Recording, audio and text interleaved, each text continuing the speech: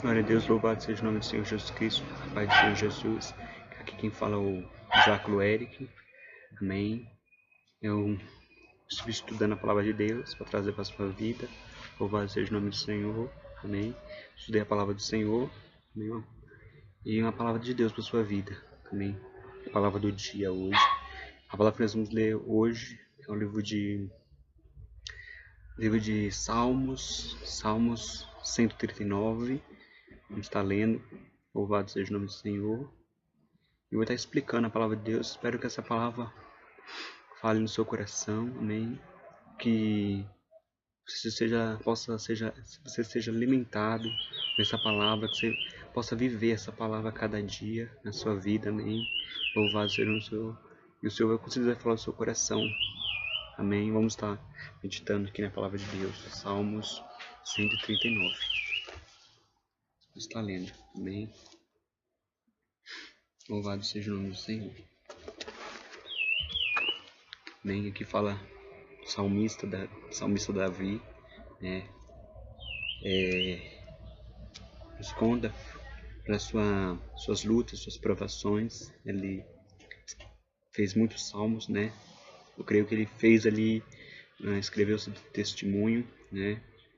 Mas não sei por que ele escreveu, mas eu sei que o seu testemunho serviria para mim, para a sua vida, né? O testemunho de Davi serviria para nossas vidas. E no momento que nós tiver de lutas, aflições, o testemunho de Davi poderia nos ajudar, né? Eu creio que ele queria compartilhar o testemunho dele para a sua vida. E assim nas nossas vidas, acho que isso que a gente herdamos, né, de Davi, quando a gente estava passando por luta, por provações, a gente conta o nosso testemunho, né? Vidas são alcançadas, libertadas. Acho que isso nós herdamos de Davi, né?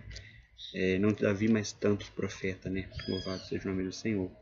Então, Davi aqui fez esse salmo de cântico aqui, salmo de cântico, louvado seja o nome do Senhor. E aqui Davi faz de tudo aqui para afastar a sua dor, a sua luta, né? Ele faz de tudo aqui, né? Ele puxa saco de Deus, né? Mas Deus ali sempre ficou em silêncio ali, né? Não queria dar resposta. Então Davi fez de tudo. Davi fez tanta coisa, pulou cambalhota, fez de tudo, implorou, chorou, né? Mas a resposta de Deus sempre foi o silêncio. Deus sempre ficou em silêncio com Davi, sempre ficou calado com Davi ali, não deu nenhuma resposta, porque se Deus falasse, poderia atrapalhar a vitória de Davi, né? Poderia atrapalhar, né, que Davi herdasse o palácio, né? Deus não queria dar resposta ali, fez igual aquele homem lá, não me recordo o nome dele, que ele teve um filho, e ele teve que ficar calado, né? Teve que ficar calado, mudo, né? Ele só podia fazer gesto com as mãos, senão, mas falar ele não poderia falar. Então Deus ficou calado com Davi. Davi fez de tudo, puxou o saco de Deus, fez tudo, mas Deus sempre ficou calado, né? Vou estar lendo Salmo 139, amém? Meu título diz: Deus é onisciente e onipotente. Ao mestre do canto, Salmo de Davi. Senhor, tu me sondas e me conheces, sabes quando eu me assento e quando me levanto. De longe penetras os meus pensamentos, esquadrinha meu andar e o meu deitar, e conhece todos os meus caminhos. Ainda a palavra não me chegou à língua. E tu, Senhor, já a conhece toda. Tu me cerca por detrás e por diante, e sobre mim põe a mão. Tal conhecimento é maravilhoso demais para mim, e sobremodo elevado eu não posso atingir. Para onde me ausentarei do teu espírito? Para onde fugirei da tua face? Se subo ao céu, lá está, e se faço a minha cama, e no mais profundo abismo, lá está também. Se tomo as asas da alvorada e me detenho nos confins dos mares, ainda lá me haverá de me guiar a tua mão. A tua destra me susterá. Se eu digo as trevas, com efeito me encobrirão, e a tua luz ao redor de mim se fará à noite. Até as próprias trevas não te serão escuras, e as trevas e a luz são as mesmas coisas.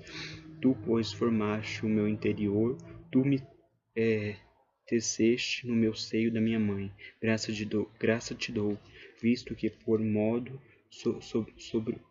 assombrosamente maravilhoso me formaste. As tuas mãos são admiráveis, e a minha alma a sabe muito bem, e os meus ossos não te foram encobertos, quando oculto. Fui formado e entristecido como as profundezas da terra, e os teus olhos me viram, e a substância ainda informe. Os teus livros foram criados todos os meus dias, cada um deles escrito e determinado, quando nem um deles havia ainda. Que precioso para mim, ó Deus, são os teus pensamentos, como é grande a soma deles. E se contasse exatamente os grãos da areia, contaria sem jamais chegar ao fim. Tomará, ó Deus, desde o campo do perverso, apartai-vos, pois, de mim, homem de sangue.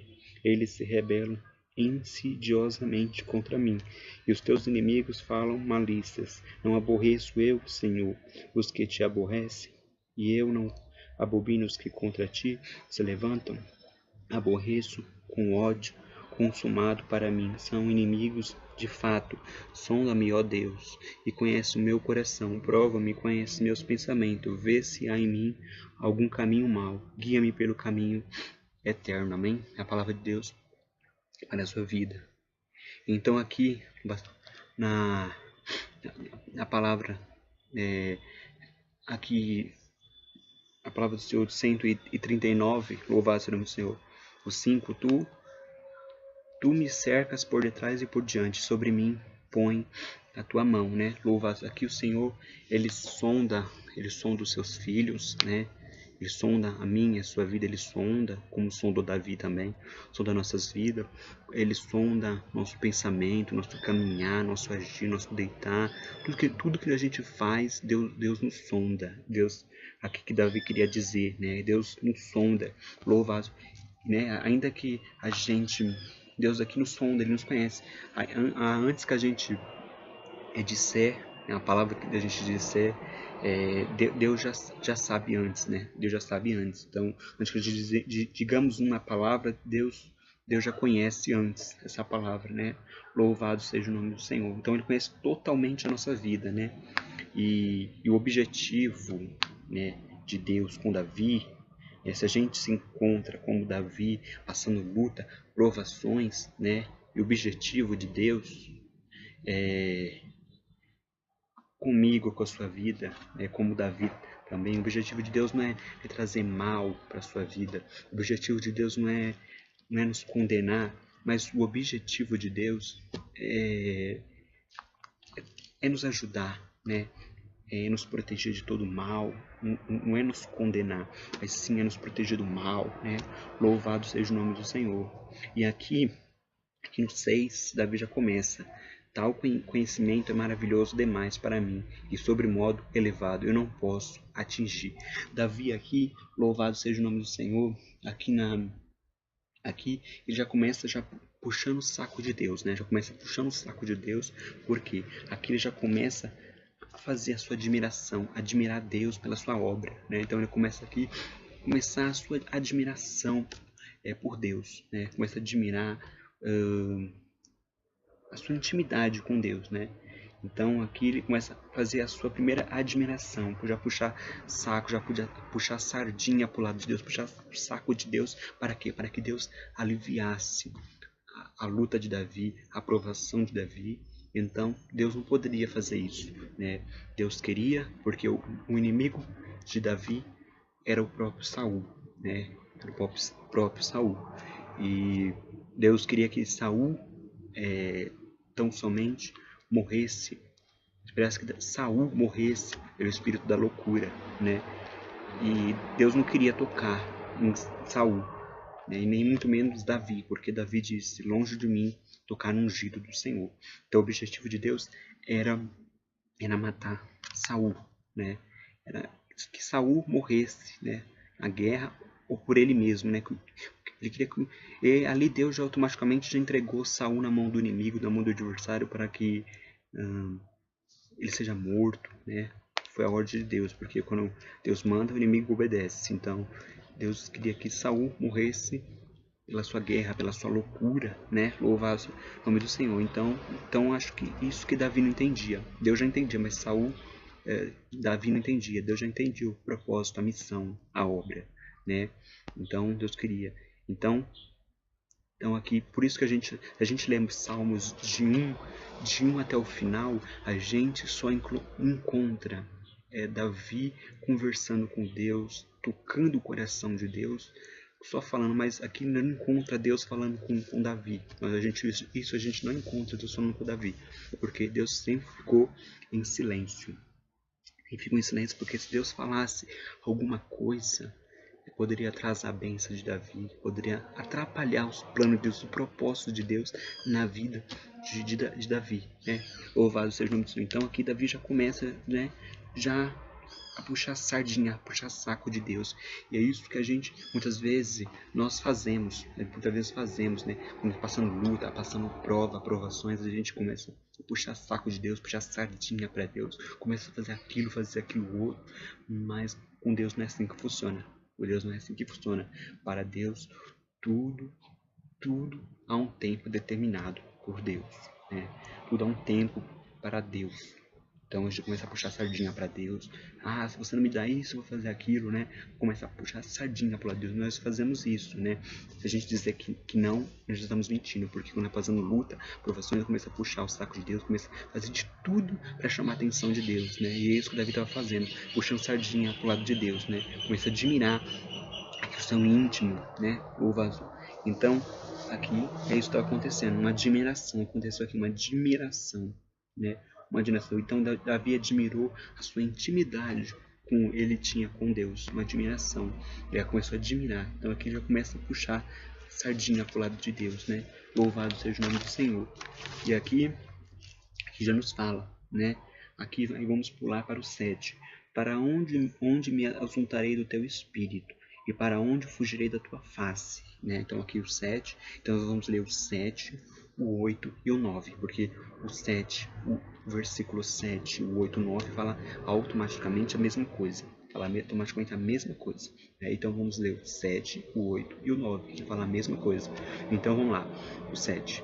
Para onde me exaltarei do teu espírito? Para onde fugirei da tua face? Né? Vamos explicar aqui o 7. Aqui Davi estava dizendo que não há como Davi fugir da presença de Deus. Não há como a gente fugir da presença de Deus. Não há como a gente fugir da face da presença de Deus. Não há como, porque Deus é onisciente, onipresente, onipotente. Deus é tudo. Ele é o alfa, o ômega e o princípio e o fim. Então não há como fugir da presença de Deus, porque se Davi fosse para um lugar, Deus ali estava. Se Davi saísse da presença de Deus e fosse ao mundo, Deus ali estava com ele. A presença de Deus está com ele. Porque quando a gente tem obra, tem chamada, é servo de Deus, Deus está conosco, né? Então Deus, por isso que a palavra fala, muitos são chamados, poucos escolhidos. Quando se a gente for ao mundo, Deus vai estar conosco, a gente foi chamado, né? Se você for sair da presença de Deus e for para o mundo, você já foi escolhido por Deus, né? Então, se alguém tocar na sua vida, vai sentir fogo sair da sua vida. Mesmo que você esteja no mundo, vai sair fogo da sua vida, né? Porque Deus está com você. Então, não tem como você fugir da presença de Deus. Se a gente for para lá, por sul, por norte, não há como fugir da presença de Deus. Então eu já explico o 7, né? Que Deus é onisciente, onipresente, né? Então Deus é tudo, então em todos os lugares Deus está, né? Aí Davi fala, não somente no sul, no norte, no leste, Deus está em todo lugar. Até em lugares alto, baixo, ou fundo, Deus está também. Então não há como fugir da presença de Deus. Então aqui já explica o 8 e o 9, né? Vamos agora, explicamos o 7, agora vamos ver o 8 e o 9, que explica a mesma coisa. Se eu subo ao céu, lá está. Se eu faço a minha cama no mais profundo abismo, né, lá está também, né? Quer dizer, se subo para o céu, Deus lá está também. Então não há como fugir da presença de Deus, né? E se torno as asas de alvorada e me detenho nos confins dos mares, né? Ainda lá me haverá de me guiar a tua mão e a tua destra. Se eu digo, as trevas com efeito me encobrirão, e a luz ao redor de mim se fará noite, né? E se as próprias trevas, né? Então aqui que explica muito, 8:9, dizendo lugar alto e baixo, Deus está também, né? Deus lá, que é o 8:9, né? Se subo ao céu, Deus lá também está, né? E se longe ou perto, Deus está também da mesma forma. Então, agora vamos pular pro 10 e pro 12. Aqui Deus fala que a gente acabamos de ler, né? Ainda lá me haverá de guiar a tua mão, e a tua destra me sustentará. Então vamos ler continuando. Se eu digo as trevas, com efeito me encobrirão a tua luz ao redor de mim, e se fará noite, e as próprias trevas não te será escuradas. As trevas e a luz são a mesma coisa, né? Então aqui eu vou explicar o 10, o 11 e o 12. Então, o significado da mão de Deus é proteção. É a proteção, o significado da mão de Deus, né? Então é a proteção. Então, Davi aqui o texto nos fala que tem uma presença ali auxiliadora, né, que acompanhava Davi. Então é a presença de Deus, né, que estava acompanhando Davi. E agora aí Davi começa a falar sobre as trevas. Então as trevas significam o quê? A morte e o inferno, que aqui o texto diz, né, que Davi quis dizer. As trevas significa morte e inferno, né? Louva fala a mesma coisa, fala as coisas das trevas, na escuridão de Deus, né? E ali, né? Então, se Davi se encontrasse no inferno ou nas trevas, Deus estaria com ele ali da mesma maneira, da mesma forma Deus estaria com Davi nas trevas, no inferno Deus estaria com ele, né? Se ele tivesse louvado a Deus nas trevas ou no inferno, seja lá o que for, Deus estaria com ele. Ainda que ele estivesse no vale da sombra da morte, Deus estaria com ele ali. Então, se ele adorasse a Deus no inferno, se ele louvasse a Deus no vale da sombra da morte, o louvor dele, o louvor de um escolhido, o louvor de um ungido, transformaria aquela terra, aquelas trevas, né, louvar em grande luz, né? Então é isso que Deus quis dizer aqui, que Davi quis dizer, que o autor escreveu esse livro, né, desde o tempo de Davi. Então, se você estiver passando nas trevas, o seu louvor, a sua adoração vai transformar todo aquele mal, todas aquelas trevas em grande bênção, em grande luz. A presença de Deus vai estar ali com você, porque você está louvando a Deus, entoando louvores ao nosso Deus, né? Louvado seja o nome do Senhor, né? Vamos continuar lendo. Aí Davi novamente, ele começa novamente puxar o saco de Deus de novo. Ele tentou uma vez, mas não conseguiu. Então ele tentou mais uma vez. Aqui a gente leu 13 e o 16. Vamos ler. Pois tu formaste o meu interior, tu me teceste ao seio de minha mãe. Dou-te graça, né? Dou-te graça, visto que por modo sobremosamente maravilhoso me formaste. As tuas obras são admiráveis.